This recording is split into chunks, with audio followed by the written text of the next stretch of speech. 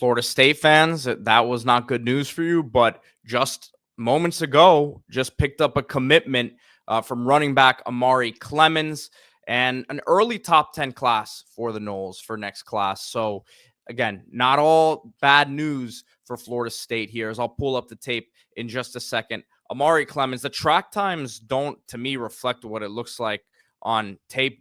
I pulled up his tape as soon as he came in. I said, man, this guy looks fast. And then the track times didn't necessarily reflect that, but good size on him. You see him there with Mike Norvell, and a guy that they get locked in early here for the next recruiting class. Yeah, good looking player. He seems to have a lot of size. You look at the measurables. According to 247, he measured in on his visit at 6 foot 188. He's been to FSU the past 2 weekends, ultimately commits from Marietta, Florida, Jackson County. That's right there on the panhandle, right there on the northern border of Florida. And watching the tape, like you said, the track times don't blow you away, 11.57 in the 100 meters. But he's able to get upfield, get his shoulder square, one cut type runner. He's not someone who's going to make like the Reggie Bush type highlight reel plays in the open field, but he's an efficient cutter in the open field. He doesn't waste a lot of movement and is able to break off big runs. And he looks big and sturdy.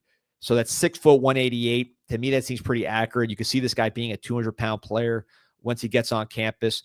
And if you're Florida State, move into this Gus Malzahn style of offense. You're not going to get the Cromanhawks of the world or the Brady Smigiels. You'll get a different kind of quarterback, but you'll also really, really do a nice job recruiting running backs, and you'll need a lot of running backs. You'll need a stable. You got Cromwell last year, who's outstanding, really only 2 hours away from where you are getting Clemons there in southern part of Georgia, northern part of Florida.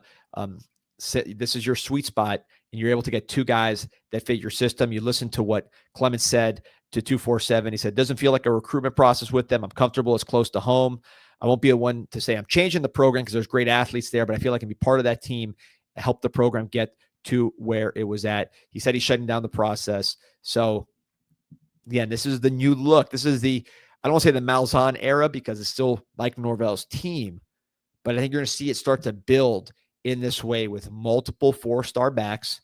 Seem to be really focusing on that area by within 2 hours from campus, and just overwhelming teams with pace, with running backs that should be on paper a superior quality to what Malzahn had at Florida State, at UCF, much more comparable to what he had at Auburn.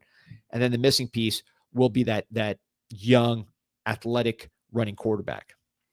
Yeah, no, this looks like a nice player though for Florida State early in the class here.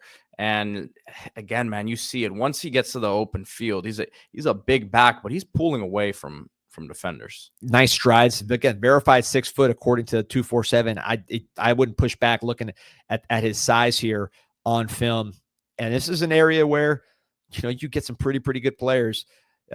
It's almost like he's setting up the defenders to cut that back inside. Yeah, no, in the open field, he can do some damage without being overly spectacular. Just an efficient back. He's highly productive. You look at the FSU class, you got Ephraim White, Darion Williams, Darrell Bell, Tadarius Hughes, who I saw a couple weeks ago, big athletic defensive back, Xavier Payne.